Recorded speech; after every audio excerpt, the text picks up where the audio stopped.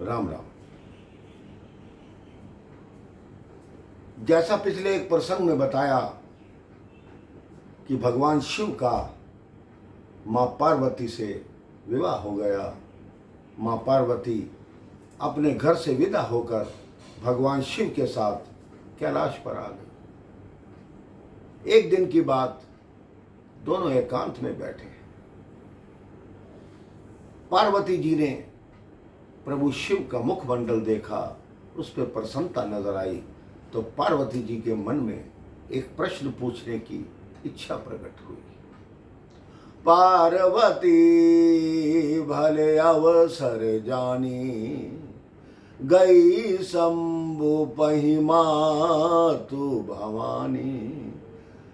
जानी प्रिया दरे अति कीना, बाम भाग आसन हर दीना। पिछले जन्म के बाद मेरे भाई बहन, जब से मां सती ने प्रभु श्री राम की परीक्षा ली थी, उसके पश्चात पहली बार इस जन्म में आकर भगवान ने मां पार्वती को अपने वामांग में आसन दिया। दोनों बैठकर बात करने लगे। एक बात समाज को जान लेनी चाहिए कि पति पत्नी जब दोनों बैठकर बात करें, संवाद करें और उसमें से रामायण का जन्म हो, तो उससे बढ़कर कोई बात नहीं।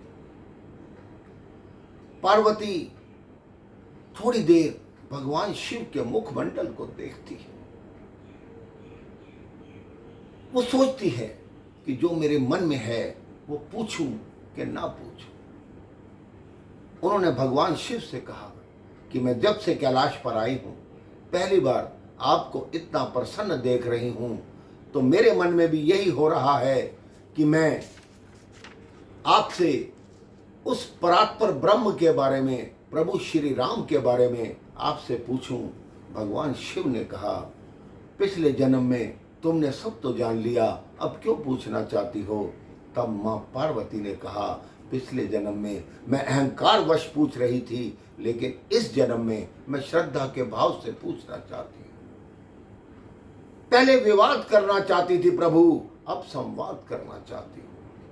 आप कहते हो कि श्री राम ब्रह्म हैं, राजकुमार का रूप लेकर लीला करने आते हैं। मुझे उनके बचपन की कथा सुनाओ, उनके राज्याभिषेक में विक्षेप की कथा सुनाओ, उनके वनवास की कथा सुनाओ, राम जी का वीर्य सुनाओ, हनुमान जी की वीरता सुनाओ, रावण का वध सुनाओ, राम जी का राज्याभिषेक सुनाओ। प्रभु शिव हंसने लगे, बोले, तुमने बातों बातों में पूरी रामायण तो स्वयं सुना दी, मैं तुम्हें क्या सुना सकता हूं? जैसे जैसे प्रश्न सुनते गए, प्रभु शिव की आंखें बंद होती गई, उनको समाधि लग गई। उन्होंने प्रभु श्री राम की कथा का शुभारंभ किया। मंगल भवन अमंगल हारी, द्रवहु सुदशरथ अजीर बिहारी।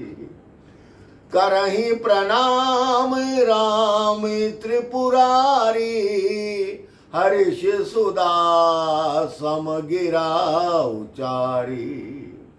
भगवान शिव ने प्रभु श्री राम को प्रणाम करके मां पार्वती का धन्यवाद किया कि तुमने मुझे राम कथा कहने का अवसर प्रदान किया। सबसे पहले भगवान शिव श्री राम जन्म की कथा कहते हैं कि जब जब होई धर्म के हानि, बाढ़हि असुर अदम अभिमानी। करहि अनीति जाहि नहीं बरनी, सीधहि बेप्रुधेनि सुर धरहि।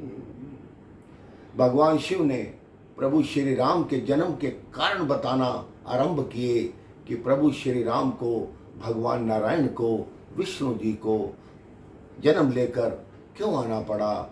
जैसे जैसे पृथ्वी पर भार बढ़ता है, भगवान को जन्म लेकर आना ही पड़ता है, क्योंकि जब सीमा से बढ़कर पापों का विस्तार होता है, जहां में उस समय ही भगवान का अवतार होता है, इसके आगे की कथा मैं आपको अगले प्रसंग में सुनाऊंगा। राम राम, जय श्री राम।